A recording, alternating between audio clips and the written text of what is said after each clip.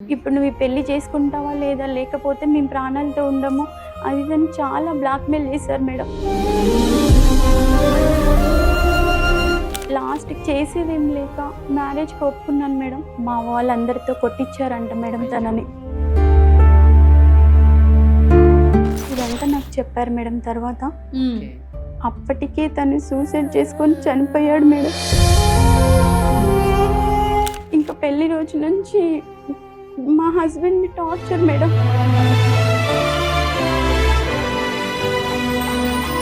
పెళ్ళైతే మారతాడు, పిల్లలు పుడితే మారతారు అనే ఉద్దేశంతో ఒక అమ్మాయిని తీసుకొచ్చి గొంతు కోస్తారు. అసలే రోజు తాగి బాగా టార్చర్ పెట్టేవాడు. ఇంకా ఇది తెలిసాక ఇంకా ఎక్కువ సాడిజం, Obviously. ఇంకా టార్చర్.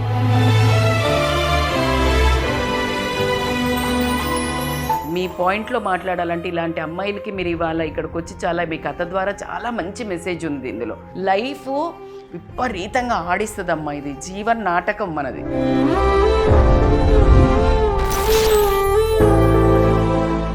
ముకుంద జ్యువెలర్స్ వారి Purvi gold and diamonds November 1st KPHP లో ప్రారంభం. ఓపెనింగ్ ఆఫర్ గా ప్రతి 3 లక్షల కొనుగోలుకు ఒక గోల్డ్ కాయిన్ ఉచితంగా పొందండి. పూర్వీ జ్యువెలర్స్ సమర్పించు ఇది నా కథ కార్యక్రమానికి స్వాగతం. నమస్తే రజితక్క. నమస్తే. కన్న తల్లిదండ్రుల కోసం ప్రేమించిన అబ్బాయిని వదిలేసింది. ఆ అబ్బాయి కాస్త తన జీవితాన్నే చాలించాడు. సరే, పేరెంట్స్ అంటే కన్న తల్లిదండ్రులు ఏది చెప్పారో వాళ్ళ మాటకి అనుగుణంగా ఒక అబ్బాయిని ఇచ్చి పెళ్లి చేశారు. తీరా చూస్తే అతను కాస్త మరణించాడు. ఇప్పుడు ప్రేమించిన అబ్బాయిని కోల్పోయింది, పెళ్లి చేసుకున్న అబ్బాయిని కోల్పోయి నాలాగా ఇంకా ఎవరు చేయకూడదని చెప్పి ఒంటరిగా బతుకుతున్నాను ఒక బిడ్డను పెట్టుకొని అని చెప్పి తన కథని అందరికీ తెలియచేయాలని మన దాకా వచ్చిందాక. తన పేరు సంధ్య. సంధ్య. ఎస్, సంధ్య ఇప్పుడు మనతో పాటు ఉంది. నమస్తే అమ్మా. నమస్తే మేడం. మీ కథ ఏంటి చెప్పండి అమ్మా. మేడం నా పేరు సంధ్య. మా పేరెంట్స్ వ్యవసాయం చేసి బతికే ఫ్యామిలీ. నాకు ఒక సిస్టర్ ఉన్నారు, డిగ్రీ చదువుతుంది. నేను ఇంటర్లో ఒక అతన్ని లవ్ చేశాను, రామ్ అనే అతన్ని లవ్ చేశాను. ఓకే. మేమిద్దరం ప్రాణానికి ప్రాణంగా ప్రేమించుకున్నాం మేడం. అలా ఒక 6 years మేమిద్దరం నేను ఎంఎస్సి చదివేదాకా మా లవ్ సాగింది మేడం. అయితే నేను డిగ్రీ చదువుతున్నప్పుడే మా పేరెంట్స్కి మా లవ్ మ్యాటర్ తెలిసిన వెంటనే వాళ్ళు చాలా గొడవలు అయ్యాయి. అతను మా ఇంటికి వచ్చి మా పేరెంట్స్ని ఒప్పించడానికి ఎంతగానో ట్రై చేశాడు. నాకు ఎలాంటి డౌట్స్ ఉన్నా కానీ తనే ముందు ఉండి ఎంకరేజ్ చేస్తూ ఉండేవాడు మేడం. చాలా అంటే చాలా మంచి పర్సన్. డిగ్రీలో జాయిన్ అయ్యాను మేడం ఇంటర్ అయిపోయిన తర్వాత. తను కూడా బీటెక్ చేయాలి యాక్చువల్గా. అయితే తను నా కోసం అని చెప్పేసి డిగ్రీలో జాయిన్ అయ్యాడు. తనే ఫస్ట్ లవ్ ప్రపోజ్ చేశాడు మేడం నాకు. తను కూడా నాకు చాలా ఇష్టం మేడం. తనంటే పేరెంట్స్కి తెలిసి ఒప్పుకోలే మేడం. మా పేరెంట్స్కి క్యాస్ట్ ఫీలింగ్ చాలా ఎక్కువ.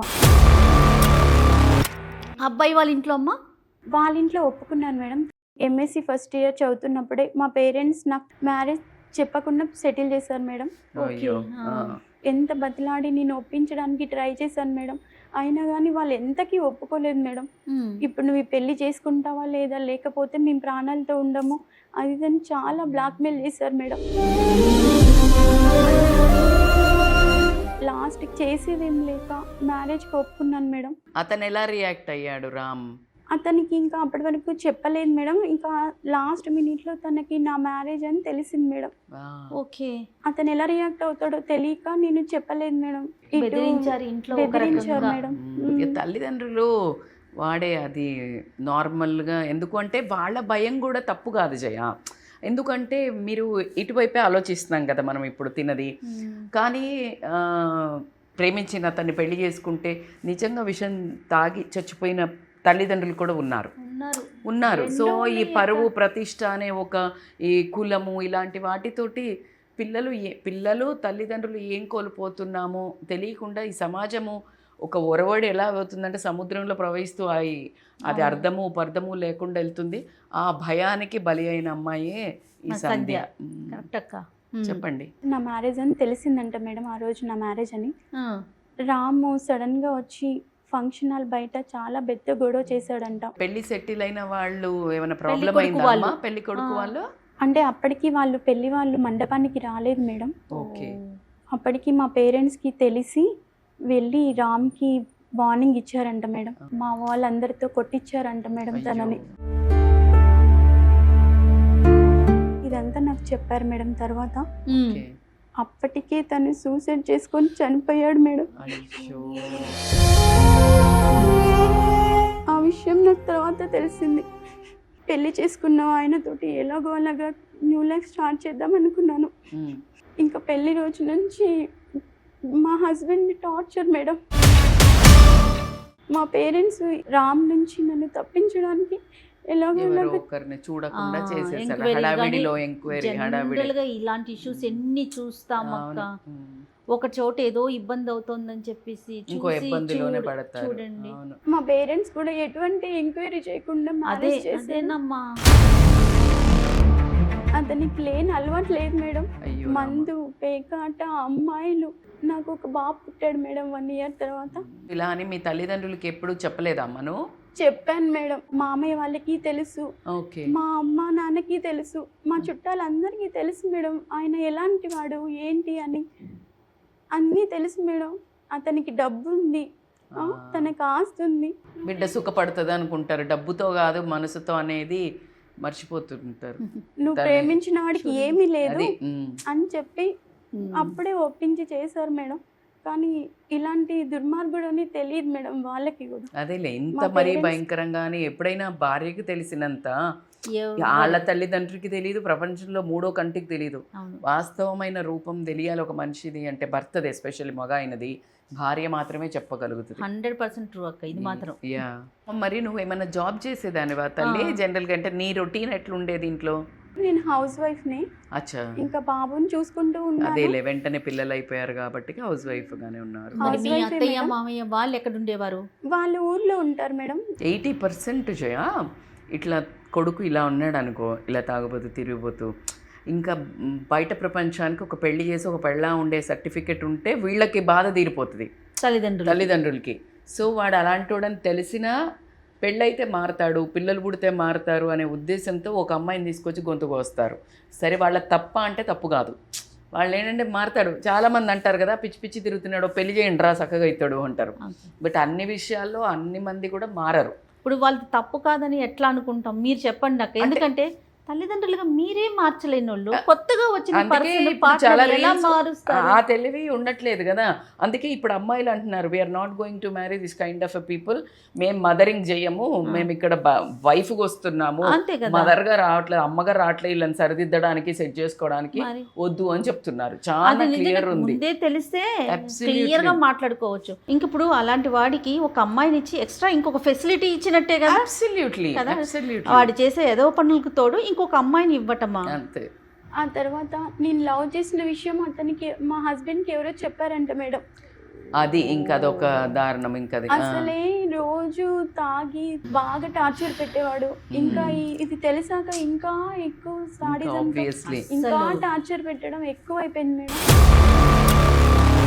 బాబు కోసం మాత్రమే నేను బతికుండేదాన్ని మేడం అప్పుడు. అమ్మ ఇంట్లో అవసరాలు, ఇప్పుడు బాబు ఉన్నాడు అన్నారు, ఇవన్నీ చూసుకునేవారా? అలాంటి సపోర్ట్ ఏమైనా చేసేవాడా? Financial support. ఫైనాన్షియల్ సపోర్ట్ అంటే ఆల్రెడీ ఫైనాన్షియల్ గా ఉంది కదా మేడం. చూసుకునేవాడంటే ఇంకా అలా తెచ్చి అక్కడ పడేసేవాడు. అవసరాలు మాత్రం తెచ్చేవాడు అంతే, మినిమం అవసరాలు. అతనికి లివర్ క్యాన్సర్ వచ్చి, అయ్యో కిడ్నీ ఫెయిల్ అయ్యి, హెల్త్ ఇష్యూస్ అన్ని చాలా చాలా ఉన్నాయి మేడం. అయ్యో. వాటి వల్ల అతను చనిపోయాడు మేడం. అప్పుడు మీ వయసు ఎంతమ్మా? 28 years మేడం అప్పుడు. అయ్యో. బాబు పుట్టాక 1 yearకి మేడం. అయ్యయ్యో. అటు భర్త లేక చిన్న బాబుతోటి నా చేతి నరకం అయిపోయింది మేడం. కట్టుకున్న భర్త చనిపోయి, అటు ప్రేమించిన వ్యక్తి చనిపోయి, నా జీవితం ఒక నరకంలాగా అయిపోయింది మేడం ఇప్పుడు. అసలు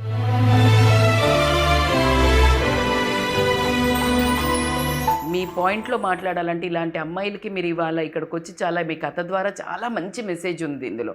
ఏంటంటే మీరు ఆ రోజు మీరు ఏమనుకుంటున్నారు, మా తల్లిదండ్రి ఒప్పుకొని ఉంటే బాగుండు, లేకపోతే నేను మా తల్లిదండ్రిని ఎదిరించిపోతే బాగుండు, నేను ప్రేమలో ఓడిపోయినా అని మీరు అనుకుంటున్నారేమో.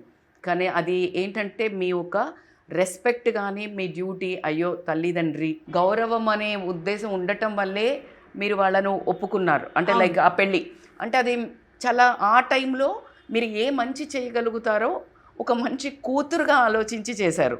ఆ టైంలో ద బెస్ట్ డాటర్ అంతే. అవునా? అవును అబ్సల్యూట్లీ. అవునవును. అదే ఎదురించి వెళ్ళిపోతే మరి తల్లిదండ్రులు విషం తాగి చనిపోతే అప్పుడేంటి ఆన్సర్? లేదు ఇంకొకటి ఒప్పుకుందాము, సరే వెళ్ళిపోయింది, ఎవరు చనిపోలే, కథ సుఖాంతం అనుకుంటే ఆ తీసుకెళ్ళిన వాడు ఇలాగే ఇప్పుడు ఈవిడ భర్తలాగా తాగి కొట్టి వేరే అమ్మాయిని ప్రేమించుకుంటా లేకపోతే వేరే అమ్మాయిలతో తిరుక్కుంటా కొట్టిన వాళ్ళు లేరా? 100% సో ఉంటారు. నేను ఎందుకు ఈ యాంగిల్ చెప్తున్నానంటే ప్రపంచంలో మనకి దేన్ని కరెక్ట్ దేని ఆ టైంలో ఈ అమ్మాయి ఏం చెయ్యగలిగిందో అది చేసింది ఒక రెస్పెక్ట్ తోటి.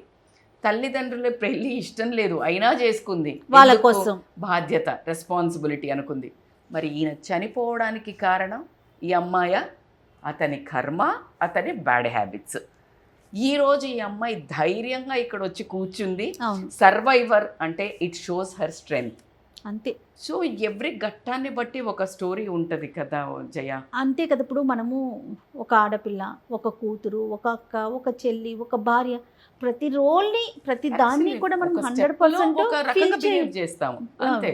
దానికి కరెక్ట్గా ఆ రోల్కి న్యాయం చేయాలి కదా. ఇప్పుడు మీరు యంగ్గా కాలేజ్లో ఉన్నప్పుడు ఒక 2000 ఉన్నాయి, మీరు జాబ్ చేశారు, మీరు కొనుక్కుంటారా మీ అమ్మ వాళ్ళకి కొనిస్తారా? అప్పుడు మీరు ఖచ్చితంగా మనమే కొనుక్కుంటారు. మీరు ఒక తల్లి అవుతారు, ఆ 2000 ఎవరికి కొంటారు? పిల్లలకు కొనిస్తాం. సింపుల్ లాజిక్ అంతే. సో మీరు ఎప్పుడైతే లైఫ్లో ఒక్కొక్క స్టెప్ ఎదుగుతున్న కొద్దీ ఒక్కొక్క చేంజెస్ అని ఉంటాయి. అప్పుడు ఒక కూతురు కదా మీరు. మా పేరెంట్స్ ఆ రోజు ఒక్కసారి ఆలోచించి రాము అంటే ఇష్టమైతే నీకు పెళ్లి చేసుకోమా అని ఒక మాట అని ఉంటే నాకు ఈ పరిస్థితి వచ్చేది కాదు కదా మేడం. ఎందుకు అన్నారు అంటే ఈ సమాజంలో ఇలాంటి స్టోరీలు వాళ్ళు వింటూ ఉంటారు తల్లి. ఏమనంటే ఆ పెళ్లి చేసుకొని వెళ్ళింది, వాడు మంచిగా చూడలేదు, డబ్బు లేదు, నా బిడ్డని ఇంత బాగా కష్టపడి మేము చదివిపిస్తే అక్కడ వెళ్ళి కష్టపడుతుంది. నాకు తెలిసిన ఎన్ని స్టోరీస్ ఉన్నాయి తెలుసా. కోట్ల ఆస్తి కాదని పోయి చాలా నానా కష్టాలు పడితే తల్లిదండ్రి అవన్నీ వింటారు కదా, ఆ భయంతో వాళ్ళు చూడరు. మీరు అన్నట్టు ఎంక్వైరీ చేస్తుంటే బాగుండేది అని అనుకోవడానికి అందరికీ బాగుంటుంది, కానీ దానివల్ల పాస్ట్ ఎప్పుడూ ఒక జైలు కూడా అవ్వకూడదు. దాని నుంచి లెర్నింగే ముందుకు వెళ్ళాల్సి. ఇప్పుడు పాస్ట్ వల్ల మీరు పనిష్మెంట్ అనుభవించడం కాదు, ఇట్స్ ఎ లెసన్స్ అంతే. ఈరోజు మీరు ఈ స్టోరీ కూడా తల్లిదండ్రులకు ఒక లెసన్. ఓకే ఇలా చెయ్యకూడదా, బలవంతంగా పెళ్లి చేయకూడదా, ఓకే ఒక అబ్బాయిని ఒకసారి కనుక్కుందామా, అరే గ్యారంటీ ఇస్తావా నా బిడ్డను బాగా చూసుకుంటాను, లేకపోతే ఇదా చదువుకున్నావా ఒక జాబ్ తెచ్చుకొనరా, ఇలా అడగాలి అనేది ఇప్పుడు మీ ఈ కథ ద్వారా తల్లిదండ్రులకు ఒక message. So this we can do. అవును.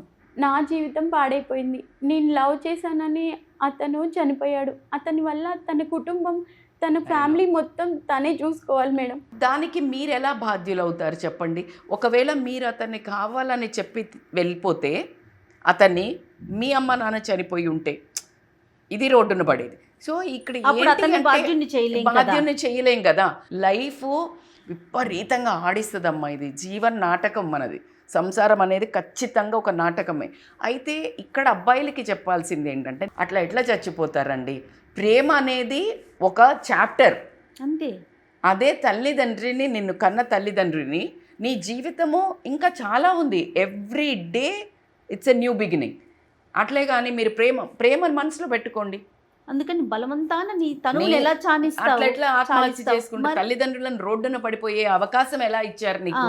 అంటే నీకు ఇంకా కనిపించట్లేదా ఎంత తెలివి తక్కువ పిల్లోడని చెప్పొచ్చు. నిజంగా కూడా ఇక్కడ ఐడియాలజీ ఇప్పుడు నిజంగా కూడా ఈమె తల్లిదండ్రి కోసము పెళ్లి చేసుకుంది, ఆయన తల్లిదండ్రిని వదిలేసి చనిపోయాడు.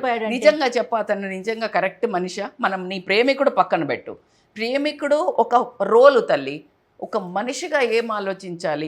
సో కాబట్టి దాన్ని నువ్వు గిల్ట్ తీసుకోకు. అది అతని స్ట్రెంగ్త్ లేదు, అతనిలో స్ట్రాంగ్నెస్ లేదు.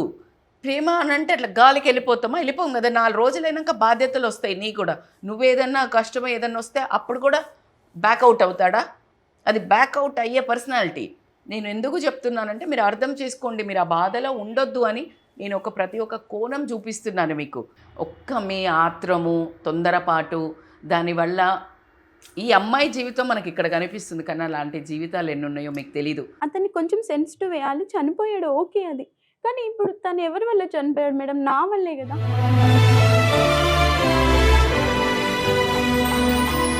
మీ వల్ల, అందుకే అంటున్నా బాధ్యతలు అట్లా నా వల్ల మీ వల్ల ఏవీ జరగదు.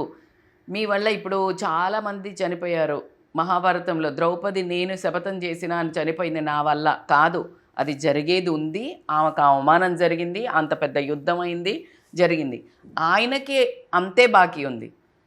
కానీ మీ వల్ల అనేదాన్ని మీరు ఏదైతే గిల్ట్ ఉందో ఆ గిల్ట్ని గ్రాటిట్యూడ్ కింద మార్చుకోండి.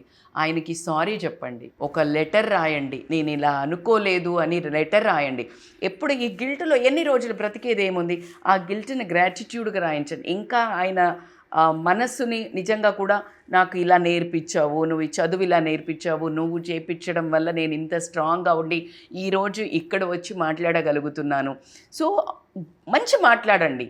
ప్రపంచంలో ఏ సోల్ కూడా ఇట్లా కన్నీళ్లతో బాధపడుతూ ఉండమని ఎవ్వరూ చెప్పరు. కానీ తొందరపడి ఇప్పుడు ఆయన నిర్ణయం, అరే నేను పెళ్ళే అక్కర్లా, ఒక మంచి ఫ్రెండ్ లాగా ఉండి చూసుకునేవాడేమో, స్ట్రెంగ్త్ ఇచ్చేవాడేమో.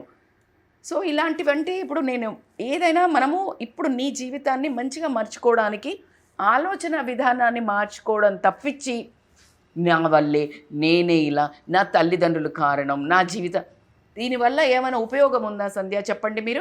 తల్లిదండ్రులకి ఇది చాలా సీరియస్ మెసేజ్. ఆలోచించండి, మీ పట్టుదలకు మీ ఒక పరువు ప్రతిష్టల కోసం పోయి మీరు చాలా కష్టపడి పెంచుకుంటారు. నా బిడ్డ, నా కూతురికి ఇలా పెంచాలి, నాకు ఇలా ఇవ్వాలి, ఆవిడ కష్టపడుతుంటే మళ్ళీ అనుభవించే వాళ్ళు కూడా తల్లిదండ్రియే ఖచ్చితంగా. సో కాబట్టి సుఖంగా ఉన్నా సంతోషంగా ఉన్నా ఆ రెండు కూడా యాక్సెప్ట్ చేయాల్సింది పేరెంట్సే కదా. కదా. సో తెలిసి తెలియక మీ పాప ప్రేమ అని తప్పు చేస్తే మీరు కొంచెం పెద్దతనంతో కాస్త ఓర్పు వహించి అటు కనుక్కోండి. లేదు అని అంటే ఇటు అట్లీస్ట్ వాళ్ళు చెడ్డ వాళ్ళని తెలిస్తే అతను కరెక్ట్ కాదమ్మా అని నచ్చ చెప్పే ప్రయత్నం చేయటమో చేయాలి. కానీ మీరు చెప్తున్నారు చూడండి అక్క, టైం తీసుకోవటం అనేది చాలా వాటికి సొల్యూషన్. అసలు దీనికి ఇలాంటి ఇష్యూస్ లో నిజంగా అది పెద్ద పెద్ద లెటర్స్ తో మనం పెట్టుకోవాలి. అవును,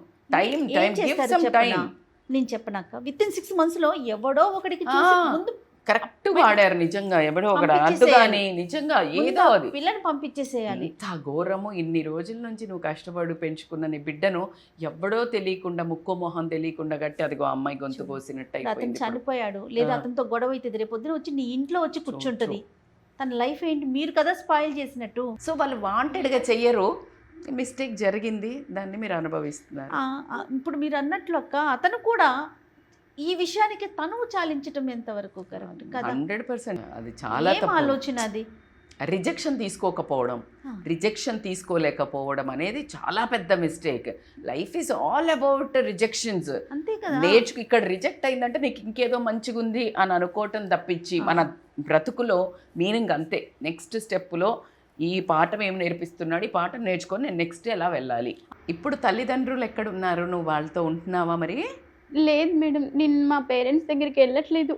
నాకు అప్పుడే జీవితం మీద విరక్తి వచ్చింది, వాళ్ళ మీద కోపంతో నేను అస్సలు వాళ్ళంటేనే నాకు కోపంగా ఉంది మేడం, అసలు వెళ్ళట్లేదు మేడం వాళ్ళ దగ్గరికి. సో మీ బాబుని పెట్టుకొని మీరే ఉన్నారా? నేను నా బాబుని పెట్టుకొని నేను ఇక్కడే ఒక్కదాన్నే ఉంటున్నాను మేడం. ఏమైనా చేస్తున్నావమ్మా? స్కూల్లో టీచర్గా వర్క్ చేస్తున్నాను మేడం.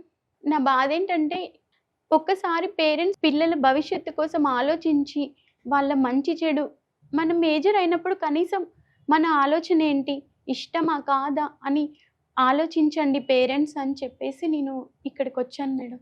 వెరీ గుడ్ స్టెప్ అమ్మ. దీని ద్వారా నిజంగా కూడా ప్రేమించిన వాళ్ళకి, అట్ ద సేమ్ టైం తల్లిదండ్రులకి, అట్ ద సేమ్ టైం ఇలాంటి ప్రాబ్లమ్స్ వస్తే ధైర్యంగా ఎలా ముందుకు వెళ్ళాలి. ఎందుకంటే ఎక్కడ తప్పించుకొని వెళ్ళినా ఎక్కడో ఒక దగ్గర జీవితానికి దొరుకుతాం, అది 100% ఖాయం. ఏది స్మూత్గా అయితే ఉండదు. Forgive your self. ఏది అతను చనిపోయింది నా వల్ల అని అనుకునేది ఫస్ట్ స్టాప్ చేసి అతనికి థ్యాంక్ యూ చెప్పుకుంటా మంచి ఒక లెటర్ రాయండి, మాట్లాడండి, నువ్వు నాకు ఇన్ని ఇచ్చావు. సో ఆయనకి గ్రాటిట్యూడ్ చెప్పండి, అది మిమ్మల్ని చాలా రిలీవ్ చేస్తుంది. సెకండ్ వచ్చేసి మీ బ్రతుకు ఇక్కడతో అయిపోయింది అని అనుకోవడం చాలా మూర్ఖత్వం. ఎందుకంటే మీకు రైట్ ఉంది హ్యాపీగా బతకడానికి. ఈ చాప్టర్ ఏదైతే జరిగిందో బుక్లో ఒక చాప్టర్ మాత్రమే, ఇంకా ఉంది. మీ కొడుకున్నాడు, వాడి స్మైల్స్ ఉన్నాయి. మీ తల్లిదండ్రి తప్పు చేశారంటున్నావు, మరి నువ్వేం చేస్తున్నావు? నీ కొడుకుకి ఎప్పుడు ఈ సాడ్ ఇదే నెగిటివిటీ ఇస్తే వాడు ఎలా పెరుగుతాడు చెప్పండి మీ ముందు? నా స్టోరీ విని ఒక్క పేరెంట్ మారినా చాలు అన్న ఉద్దేశంతో. సూపర్. అయితే ఇప్పుడు వాళ్ళు మారాలంటే కూతురుగా మీరు ఒక పని చెయ్యాలి, మీ తల్లిదండ్రిని క్షమించాలి. వాళ్ళు కావాలని చెయ్యరు, కావాలని ఏ తల్లిదండ్రి చెయ్యరు. తల్లిదండ్రి దగ్గరికి వెళ్ళి వాళ్ళతో ఉన్నట్టయితే వాళ్ళకి కూడా ఒక బాధ్యత అనేది, అరే మేము చేసిన మిస్టేక్ వల్ల నా కూతురు ఇలా అయిందే అనేది క్షణక్షణం ఆల్రెడీ వాళ్ళు నరకం అనుభవిస్తున్నారు. కానీ మనమడు కూతురు లేకపోవడం వల్ల ఇంకా బాధపడుతూ ఉంటారు. సో మనము వాళ్ళు చేసిన తప్పు మనం చెయ్యకూడదు. ఎప్పుడైనా ఏ మనిషి మనకు ఏదైనా చేస్తే మనం ఎలా మంచి చేయాలని ఆలోచించినప్పుడే అది పెద్ద గుణపాఠం అవుతుంది. ఆ బాబు చనిపోతే మీ తల్లిదండ్రి ఎంత బాధపడి ఉంటారో మీకు తెలీదు. లోపల ఖచ్చితంగా ఉంటుంది, అయ్యో అదే నా కూతురికి తగిలిందేమో అని కూడా బాధపడుతూ ఉంటారు తల్లిదండ్రి. So please forgive them. తల్లిదండ్రిని ఎవరమైనా మనం ఇక్కడికి వచ్చింది ప్రతి ఒక్కళ్ళని క్షమాభిక్షకు మించిన అసలు ఇంకొకటి లేనే లేదు మీ లైఫ్లో. మీ కొడుకును బాగా అంటే ఇలా గట్టిగా, ఇప్పుడు రామ్ లాగా అలా చిన్న చిన్నవి ఏ కష్టాలు వచ్చినా ఒక్క ఘట్టం నడవకపోతే జీవితాన్ని ఎండ్ చేసుకోవాలి, ఒక చాప్టర్ రాకపోతే ఎగ్జామ్ రాయను బుక్ చింపేస్తా, ఇలాంటి థాట్ ప్రాసెస్ కాకుండా స్ట్రాంగ్గా పెంచండి కొడుకుని. మీరు కూడా తల్లిదండ్రుని క్షమించండి. అలాగే మీ అత్త మామ సరే వాళ్ళని కూడా కోపంగా వాళ్ళ మీద అరే ఇలాంటి నాకు పెళ్లి చేశారా అని అనుకోకుండా ఆ అత్త మామకు కూడా వీలైనంత వరకు మీరు సేవని మించిన ప్రక్షాళన లేదు లైఫ్లో. మీకు మీ కొడుకుకి అభివృద్ధి రావాలి అని అంటే సర్వీస్ ఈజ్ ద బెస్ట్. ఇంకా చెప్పాలి అని అంటే రామ్ వాళ్ళ తల్లిదండ్రులకు ఒకసారి వెళ్ళి కలవండి. ఎందుకంటే అమ్మో నా కూతురు నా కొడుకుని చనిపోయాడు, ఈమె బాగా ఎంజాయ్ చేస్తుందో సుఖపడిపోతుందో అనుకుంటారు. నా రాత కూడా ఇట్లాగే అయిపోయింది అని అన్నప్పుడు వాళ్ళల్లో ఒకలాంటి అంటే కోపం, నీ మీద కోపం తగ్గి నీ మీద ప్రేమ రావడం జరుగుతుంది. సో ఆ ప్రేమ ఇవన్నీ నేను మిమ్మల్ని హీల్ చేస్తాయి. సంధ్య, మీ జీవితాన్ని చాలా అర్థవంతంగా జీవించాలని నేనైతే చాలా మనస్ఫూర్తిగా కోరుకుంటున్నాను. ఎంతో బాధతో వచ్చాను, ఒక ధైర్యాన్ని ఇచ్చారు. చాలా థ్యాంక్స్ మేడం. వెరీ గుడ్ మా. నీ కొడుకులో నీ భవిష్యత్తును చూసుకోమ్మా. తప్పకుండా. మా కాన్సెప్టే ఇది నా కథ అని సుమన్ టీవీ ద్వారా ఈ కాన్సెప్ట్ని తీసుకొచ్చిందే క్షమించటం, క్షమించటం, క్షమించటం, అవసరమైతే క్షమాపణ కోరటం. మీకు ఎలాంటి సపోర్ట్ కావాలన్నా కూడా మా తరపు నుంచి మేము చేయడానికి రెడీగా ఉంటాం. తప్పకుండా మేడం. చాలా థ్యాంక్స్ మేడం. ముకుంద జ్యువెలర్స్ వారి Purvi gold and diamonds November 1న KPHP లో ప్రారంభం. ఓపెనింగ్ ఆఫర్ గా ప్రతి 3 లక్షల కొనుగోలుకు ఒక గోల్డ్ కాయిన్ ఉచితంగా పొందండి.